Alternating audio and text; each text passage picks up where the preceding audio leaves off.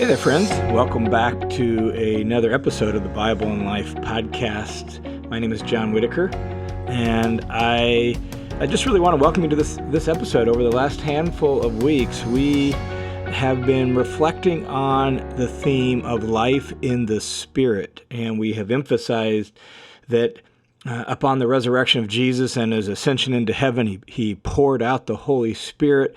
And in the story of the Bible, the pouring out of the Spirit on the day of Pentecost, making it available to anybody and everybody who puts their faith in Christ, well, that's one of the key things that makes the new covenant new. And one of the marks of the age of the Messiah when he's ruling from heaven is the presence of the Spirit.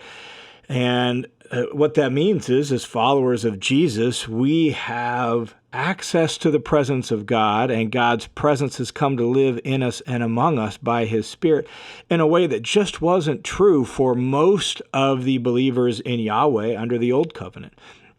And so our experience of God is unique and different because his Spirit has come to dwell in us and with us. And so our life as Christians can be thought of as life in the Spirit, where the Spirit is here and the Spirit is with us, and he is present to us, and God, by his Spirit, has come once again to dwell with his people. So we've looked at this theme, and we even just looked at a handful of passages in our second episode that just sort of shows all the different ways the Spirit is central to our life as followers of Jesus. And then last week we looked at Galatians 5:16, which really is a key passage in our thinking about the Christian life and Christian living, which tells us that if we walk by the Spirit, we won't carry out the desire of the flesh, because what the flesh desires, what the Spirit desires, well, they're opposed to one another.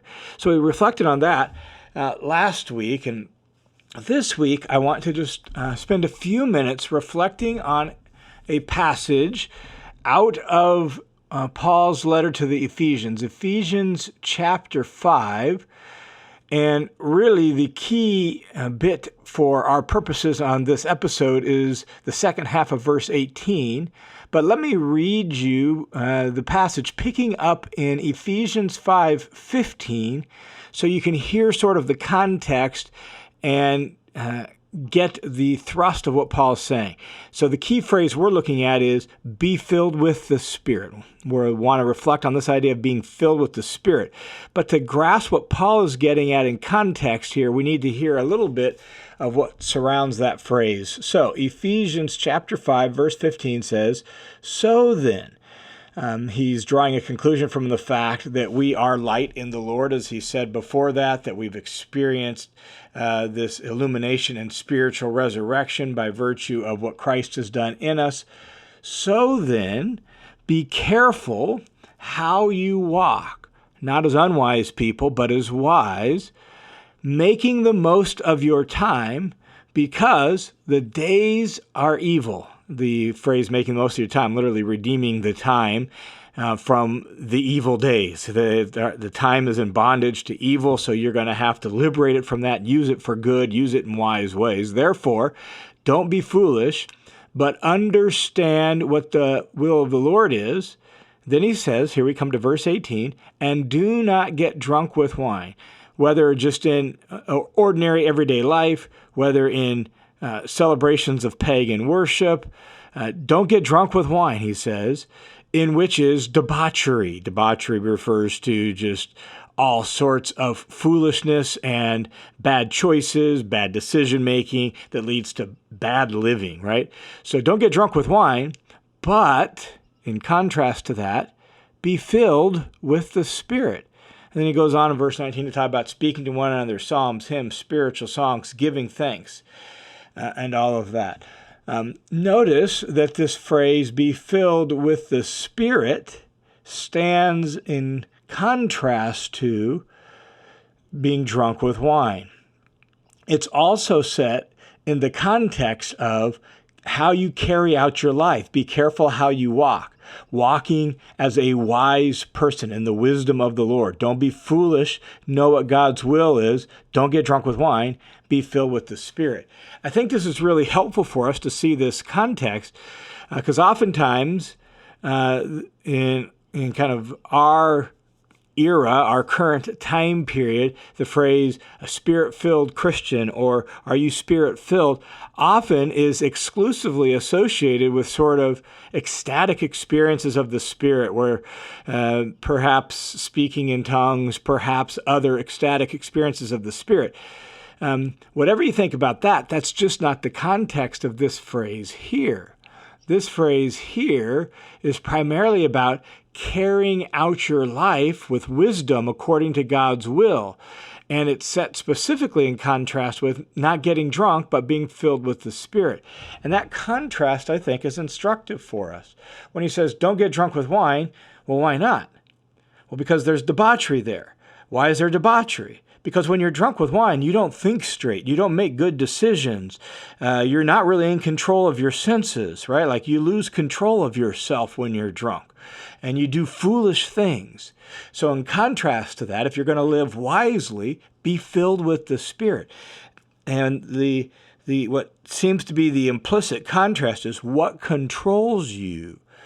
And therefore, to be filled with the Spirit in this immediate context here is to be controlled by the Spirit, to let the Spirit have complete control over your life, that you are so full of the Spirit that you think the way the Spirit thinks, you want what the Spirit wants, and therefore you do what the Spirit would have you do. That's how you're going to know what God's will is and be able to do it. That's how you're going to avoid foolishness and debauchery and have wisdom, is allowing the Spirit to fill every part and every aspect of your life so that the Spirit is governing not just your religious life, not just your spiritual life, quote unquote. The Spirit is governing your real life, your whole life. And if you just pause for a second and think about your actual life, like think about an average week and the activities, the roles you play, the tasks you do that make up your life, all of them, whether it's your life as a student, your life as a teacher, your life as an employee or employer, husband, wife, father, mother, son, daughter, right, neighbor, all the different aspects of our life. What would it look like if the Spirit filled all of that? That God's Holy Spirit was the person who was leading, guiding, directing, teaching you what it looks like to live in all those areas. That seems to be what Paul has in mind by being filled with the Spirit. Interestingly enough, this particular phrase was actually quite the Luke, when he wrote his gospel, when he wrote the book of Acts, he was quite fond of this phrase. He uses it more than anyone else. And he seems to use it in a little bit more limited or restricted sense than Paul does. Oftentimes when someone is full of the Spirit in Luke's writing, they speak. Whether they speak praise, they preach a sermon, or they express their gratitude to God. Oftentimes that's what happens. But there's other places where it's clear that it's more than that to Luke. For example, Luke chapter 4, Jesus himself, actually in chapter 3, he's baptized, and it says that as he was coming out of the water, the Spirit descends on him in the form of a dove. Well, chapter 4 picks up in verse 1 saying, Jesus, full of the Spirit, went about in the desert being led around by the Spirit. So the Spirit has filled him, and the Spirit is leading him and directing his steps. Or again, in Luke's writings, the book of Acts chapter 6, we have this issue where some widows are being overlooked in the benevolence program of the early church. And the apostles like, look, we are too overburdened. We need to focus on our primary ministry of prayer and preaching. So let's select some men to put in charge of this task.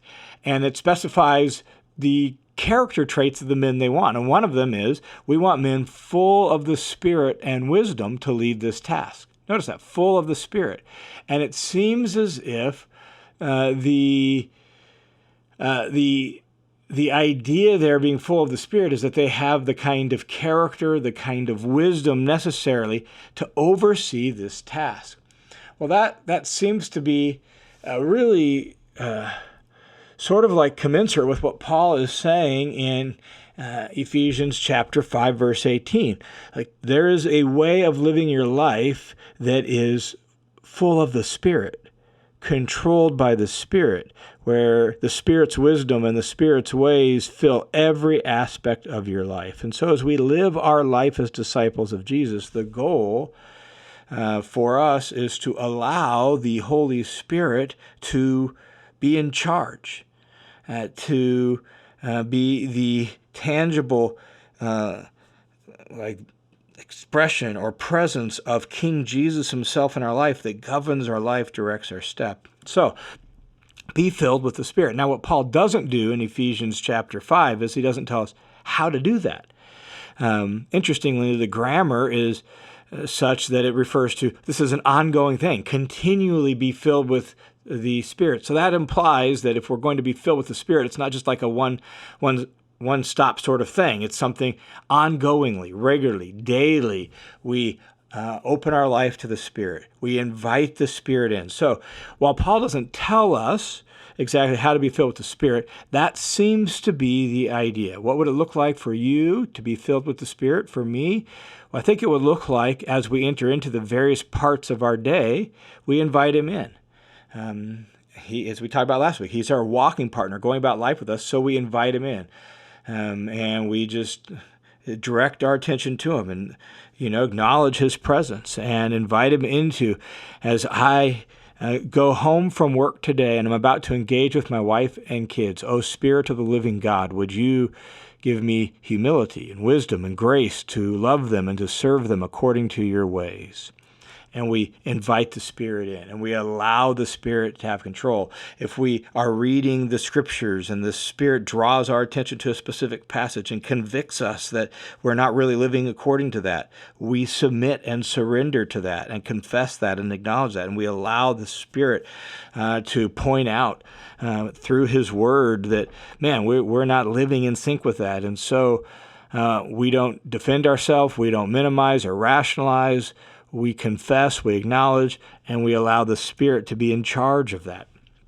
These kinds of things seem to be the things that would help you and I be the kind of people who are filled with the Spirit, so that we can live with wisdom, so that we can avoid foolishness, so that we can speak to one another the way God would want us to speak to one another. That's the idea. So my encouragement to you this week is to be filled with the Spirit.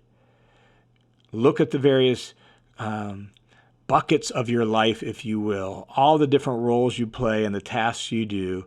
What would it look like to allow the Spirit to fill all of those so that His way and His wisdom would be that which governed, filled, and was expressed in the way you conducted yourself in those areas? Be filled with the Spirit rather than being drunk with wine. All right, thanks for tuning into this episode of the Bible in Life podcast. As always, the Bible in Life is only possible because of the generosity of dozens and dozens of people just like you.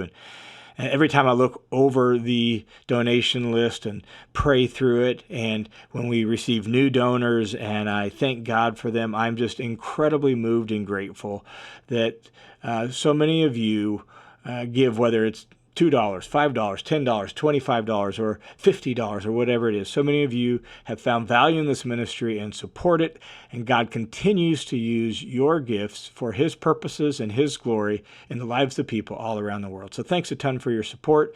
And if you want to join the team of supporters, you can go to johnwhitaker.net, click the Give button. It'll redirect you to a page at World Family Mission, a registered nonprofit, provides a little bit of oversight, financial accountability. You can put in a dollar amount there. If you want to make it monthly, click a little box that says make this monthly. Those donations will come this way so that more people can continue to learn and live the Bible. May God bless you and watch over you. May He guide you by His Spirit this week. I look forward to talking with you again next week.